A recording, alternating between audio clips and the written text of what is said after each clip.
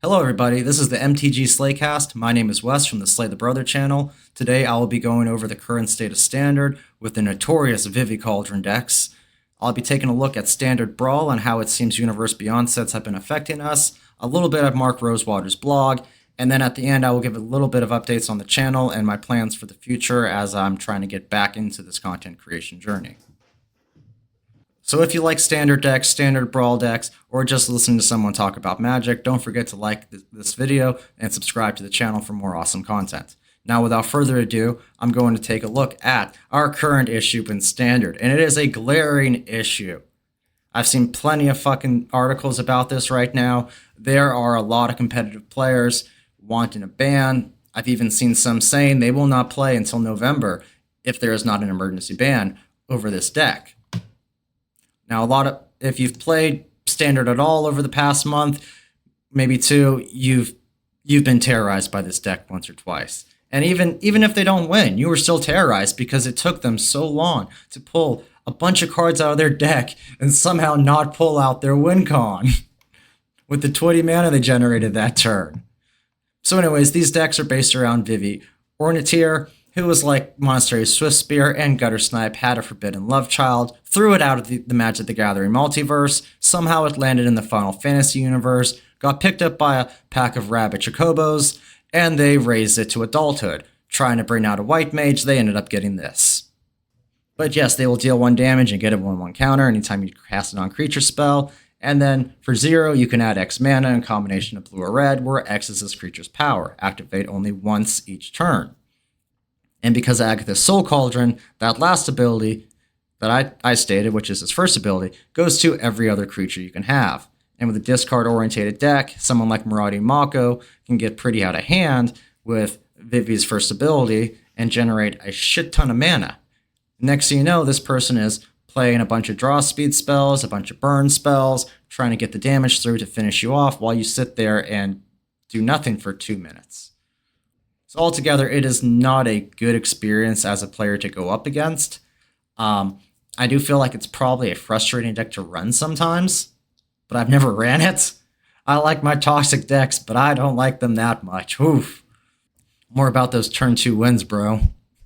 So regardless, though, we know an emergency ban is going to be coming out of this. Like if you've played Arena Standard, you'd probably say this is actually a pretty good. This is actually a pretty good way to spread out how the meta is. A lot of it's Izzet Cauldren, a lot of it's Dimir midrange. I will say on Arena, I have been seeing a lot more Azorius artifacts than just 1%. They're a pretty good deck. I think they're over the top. But really, it's just Izzet Cauldren is everywhere. And they're drowning out all these other decks that probably could be good archetypes, but they can't compete with Izzet in the game. And I don't think Vivi is going to be the one that gets banned when they do an emergency ban. I feel like it's going to be Agatha's Soul Cauldren for a lot of reasons. One, it's already had its time to shine. It's ran in plenty of broken decks before, and those decks, though they've never gotten out of hand, most of them have been fun meme decks, let's get real. The thing is, I know there was one really good deck, but I can't remember what it was. If you remember, though, let me know in the comments. That'll help, increase engagement, help the algorithm. You teach me something, I get brownie points with YouTube, it's a win-win. And Spotify, this is going on Spotify, I hope. If these decks don't have Agatha's Soul Cauldren, you actually have to have Vivi in play to get the ridiculous abilities to activate. And Vivi in a prowess Izzet spell slinging deck, yeah, they're powerful, but they aren't really over the top. It's not something you see them play and you're like, oh no, the game's over, or the fun is over, one of the two, they're all over. But Agatha's Soul Cauldren really is the main enabler here, which is a shame because I was actually working on a Naya weapon manufacturing deck using the Lobster Cook and the Gruul dude that deals 2 damage when you sacrifice an artifact from Edge of Eternities, and Agatha's Soul Cauldren was going to go in there so I could give other people the Lobster Cook's abilities. Now I'm not building that deck anymore. And yeah, we're going to talk about that towards the end of this episode too, about the content stuff. My plans just got shot in the foot. And another reason, though, I don't think they're going to ban Vivi is because he's from the Final Fantasy set. This little symbol right here gives him diplomatic immunity until probably Spider-Man comes out. Maybe Avatar, let's get real. Now we know a lot of these Universe Beyond sets are full of legendary creatures, and that really risk a lot of them being over the top, because in a limited format they may not feel as bad, but once you get to a constructed format, it is fucking over. And people are still trying to figure out the best way to brew this guy. That's what I find insane, is we already know there's a ban coming, but we haven't perfected the brew. But either way, like, this Final Fantasy set, what was it? It got $200 million or some crap like that on its first day. They're not going to get rid of him. They're going to hope, if anything, he drops between $20 to $40, probably hoping he's like 30 to 40. That way, people will still want to buy the Final Fantasy sets for powerful cards like him. They'll want to buy the packs for powerful cards like him. And there is still hope for an Izzet archetype afterwards. So yeah, if you do play Arena and you haven't actually gotten a full playset of Izzet Soul Cauldren, I'd say go ahead and do it. They're probably going to ban it soon. It'll give you some cards basically for free if you have the wild cards to spare. And so speaking about the issues caused by these Universe Beyond sets, that's why I want to talk about the state of Standard Brawl right now. Like, a lot of the best commanders, and a lot of the commanders you're seeing a lot, are from Final Fantasy. They're from a Universe Beyond set, and this problem is only going to get exacerbated more as we get the Spider-Man set. They have a lot of fun-looking commanders, dude, they do. And then as we get the Avatar set, I know they've already got some overpowered legendaries. So, the goal from Universe Beyond is clearly to get new players into the game. And in order to get people into the game playing with the cards they want to play, so hopefully they stay after their cards rotate out of Standard, or maybe move to Commander, or another older format, a format that uses older cards, they want these cards to be powerful. You can't just have plain Jane vanilla cards. Like, that's just not how it works when you're putting people's favorite characters on here and you're wanting them to come in and you're wanting to make $200 million in one day. You can't just have these cards be your normal run-of-the-mill cards. You need your occasional Vivi, someone that feels like Nadu, someone that feels like Oko. You need something like that. So I don't think this is going to... I think this is a problem we're going to be seeing a lot in Standard, and especially in Standard Brawl 2, where we have the domination of Universe Beyond cards in these formats. Sephiroth, Vivi, I love Tifa, she was fun as fuck. I can't remember the name of the Grixis dude. Like, there's just a lot of powerful commanders that have come out of the Final Fantasy set alone. And this is a problem, I think, well, I wouldn't call it a problem, that's an opinion. But this is a thing that will bleed out into like normal Commander and even regular Brawl too, because as these cards get more powerful and as power creep comes, they will have to be more powerful than your average card. And so they will start outweighing all the legendaries we already have access to. So soon, we will have a Golgari card from like a SpongeBob set or something that basically becomes a new Gerald for Commander. I don't know if Gerald from the Ravnica is still balling in Commander, but I know back when I was younger, my brother made a Commander deck with him as the guild leader for Golgari, if you're not familiar who I'm talking about, or if I'm missaying his name. Maybe it's Gerard or something, I don't know. But yeah, the guild leader for Golgari, he was just so crazy, and my brother tried making a Commander deck. I think that was his first Commander deck, and he took it to a table, and they all look at him like, okay, kid, you're getting fucked up. And just, they hated him out of that table. When I say hate, they didn't actually hate him. They just kept targeting him. He was public enemy number one just because, yeah, he wanted a powerful commander that could flip a table. Imagine that. And Vivi, definitely, dude, if you brought this guy to commander table, I'm looking at everyone else like, we're getting him, right? He's first, right? Yeah, okay, good. Good. I do feel like this is an issue for people who maybe they're just getting into Magic the Gathering and they want to start playing this format to learn how to segue into actual Commander or something like that.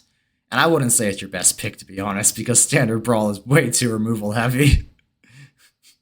But now it seems like it will become a format that's almost more orientated towards training newer players who came in for their love from another IP in order to get them onto the Commander table, which obviously Magic the Gathering... obviously at Wizards, they are focusing on that format. They have a lot more control over it than they used to because now they have the committee that does the bannings.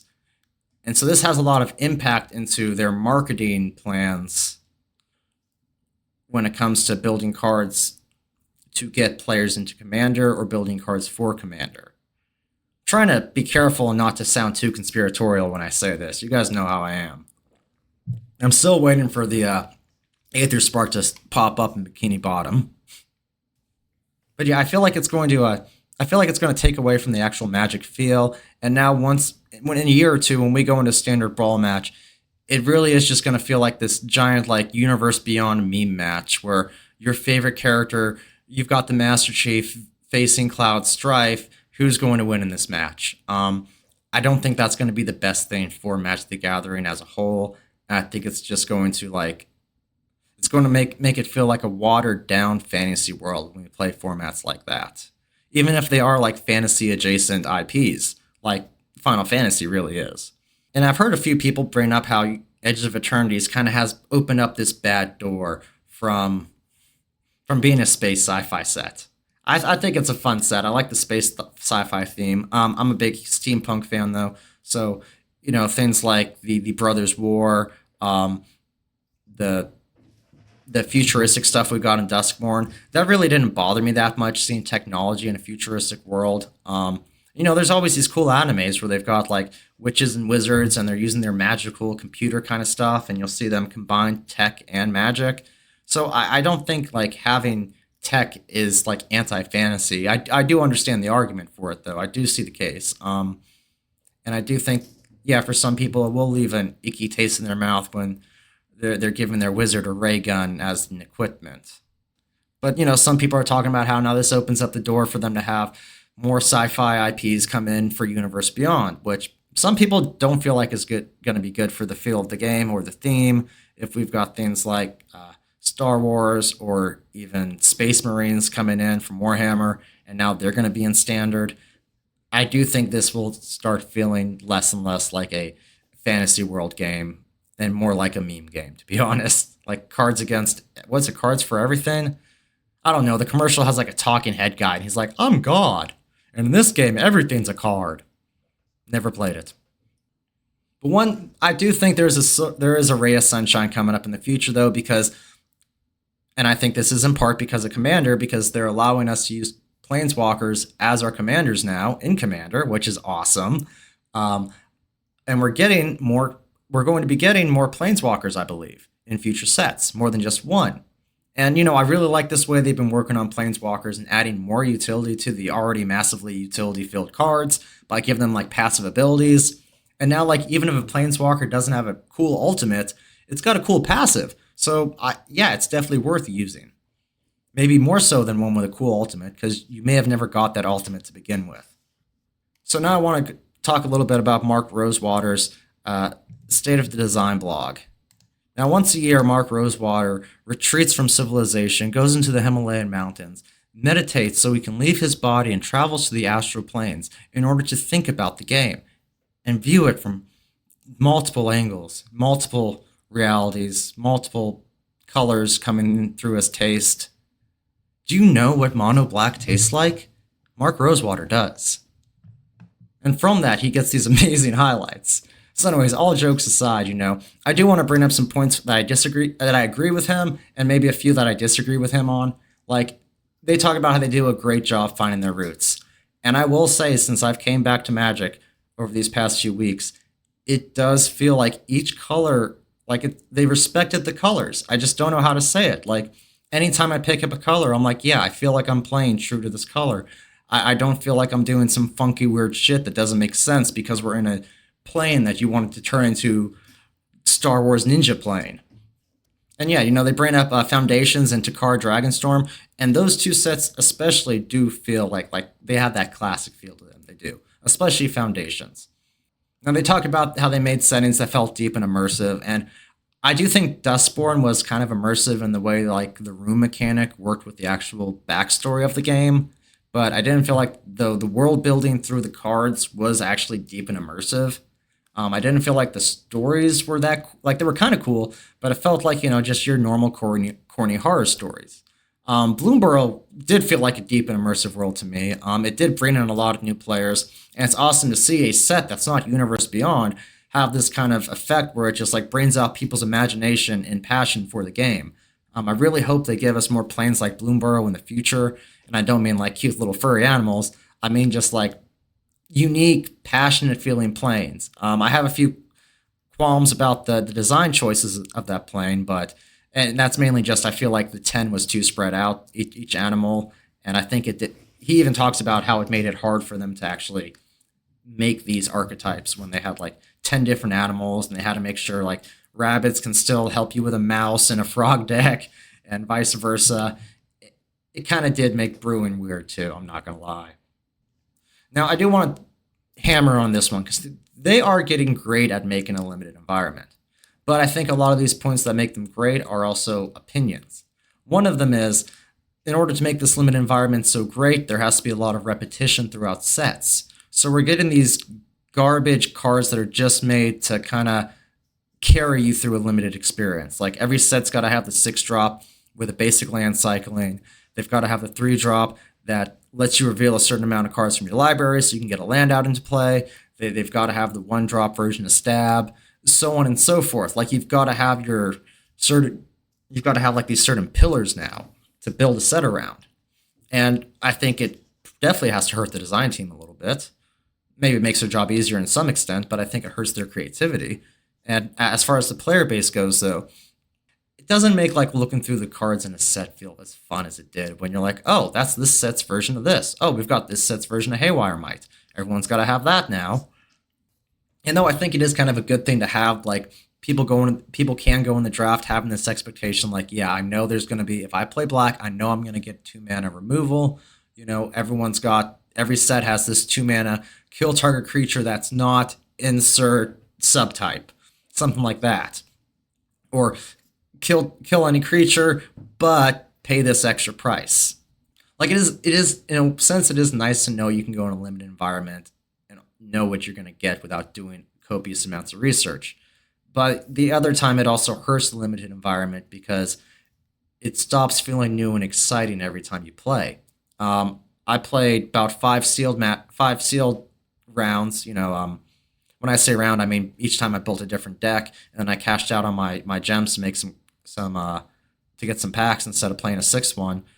There were a lot of times where I just felt reminiscent of when I was playing draft in Duskmourn or Bloomburrow. Like I didn't have the mechanics I was working with, but it seemed like I was always having a similar shell, and then I was working around the mechanics of the set. And that also means there wasn't as much for me to bring out when I play another constructed format like Standard or Commander per se, because some of these combos I'm pulling off only work in this limited environment. So though it is cool that they're focusing on limited, I do see that there are a lot of drawbacks and it can hurt the product overall.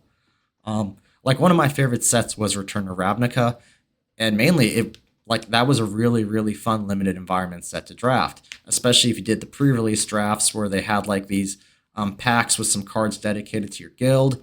It made the whole experience really feel like it really did actually make the experience feel, what's the word here? Immersive. That's the word I couldn't think of. It was very immersive, and I think they should try to do more things like that. Maybe find a way to work that into Arena. Like if you pay an extra 500 or 1,000 gems, which I know feels like a lot, but you can get like a pre-made pack with certain good cards in it that you know you're going to use in the draft, and you know you're probably going to use in Standard as well. But at the end of the day, like, yeah, they're getting better at making limited environments, but I think there's a cost to that, and I'm not sure they've even acknowledged that. To my knowledge, they haven't. But soon they are going to have to admit, like, yes, it does make certain things feel dry and stale, and we're going to need some more shake-up in our limited environments. Hopefully they'll master what they're doing and then move on to that. But they're always learning lessons, right? Sometimes multiple times, as we'll go into this lesson, which is really the only part of lessons I want to look at, is they need to get better at supporting themes downstream of their designs. They say each set wants to introduce new mechanical themes. Part of the fun is getting the latest set is exploring new possible decks. And I agree. Like, whenever I see a new set, I'm like, ooh, how can I use that to make a new deck? It's not like, oh, that's going to fit perfectly in my already existing deck. But while we're good at creating new places to explore, we need to be a little better at following it up beyond that set. I do have to agree, though. Like, one problem with Bloomburrow was, hey, we got all these cool creature archetypes, but we're not getting any support as the game goes on. So if you play lizards, you're basically playing the same lizards you played at Bloomburrow. Same thing with rabbits. Same thing with mice. Like, give us a few extra cards. We shouldn't have to play alchemy to get new support for our favorite archetypes. And I'm hearing what he's saying. He is hearing what we're saying, but I don't know if he's understanding what we're saying. I'm not sure I understand what he's saying if he doesn't understand what we're saying. And I know that's confusing, but we're going to get into that. Oh, look, he brings up Bloomberg. Okay, I thought he brought that up at one point. So anyways, the reason I'm saying I don't think he understands what we're saying, sorry about the little ADD there, is back in 2023, he said this as well. Oh, this is 2024. There needs to be more synergy between sets. This has been an ongoing theme ever since blocks went away. They've been struggling with this for several years. They've known this is an issue, but they still cannot grasp how to do this. I think they are getting better at it, though, because you'll notice, like, artifacts in Standard are a great example. But I've been watching them evolve this whole time, and it's crazy how every time a new set comes out, they do get a better card.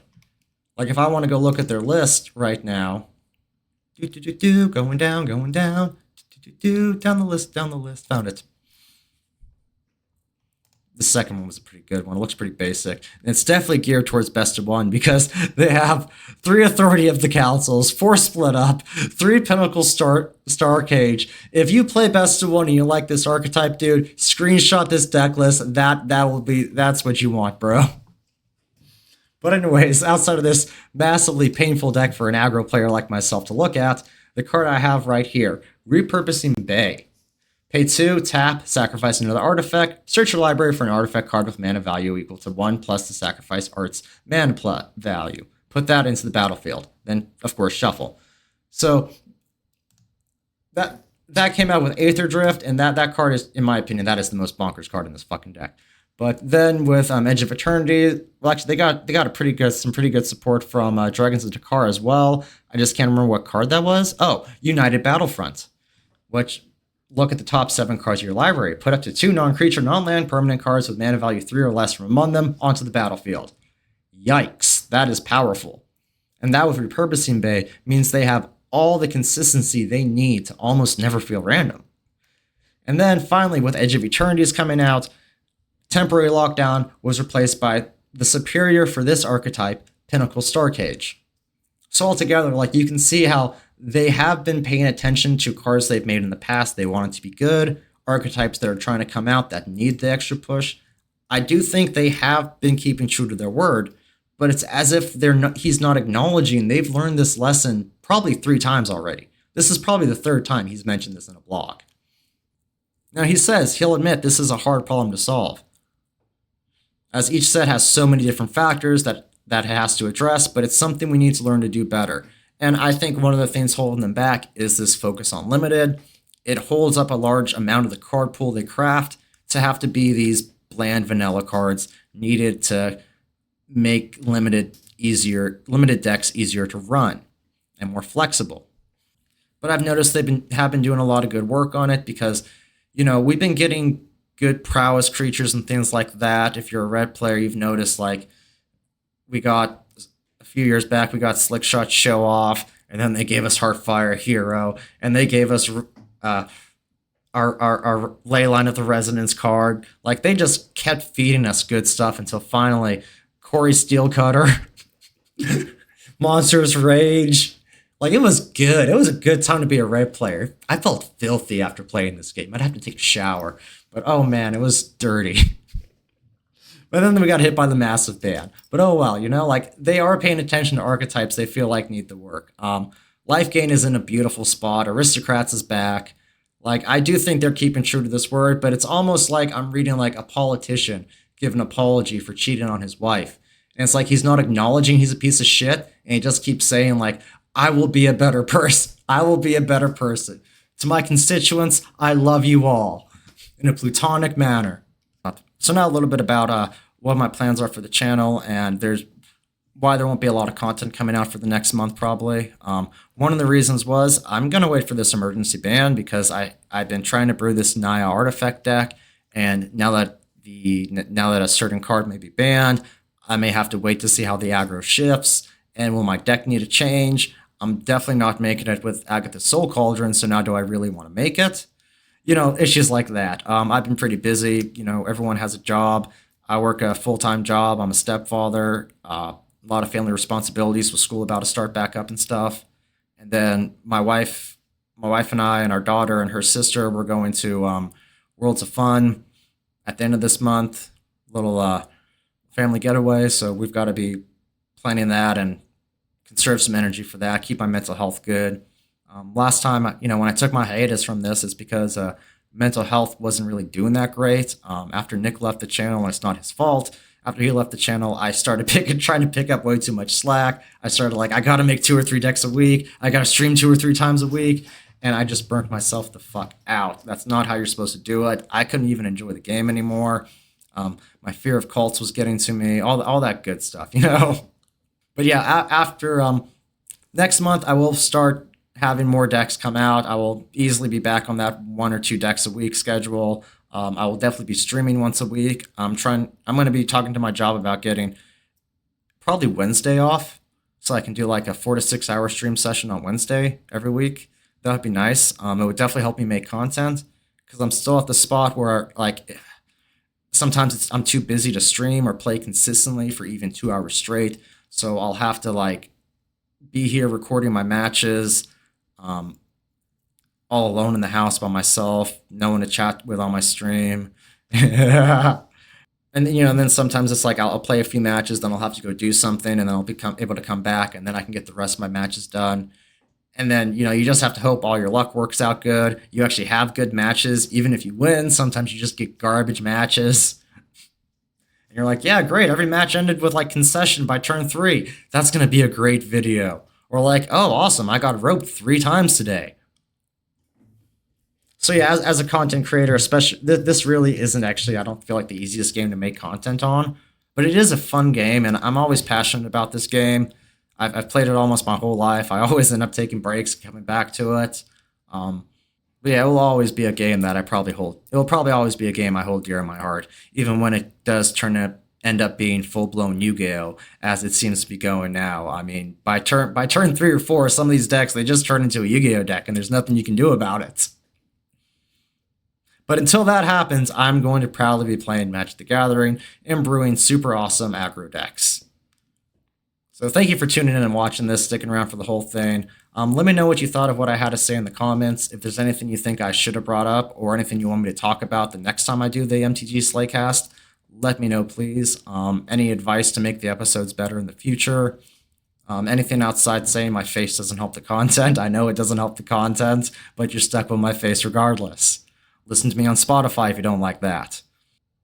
But yeah, with that, I will be out until next week.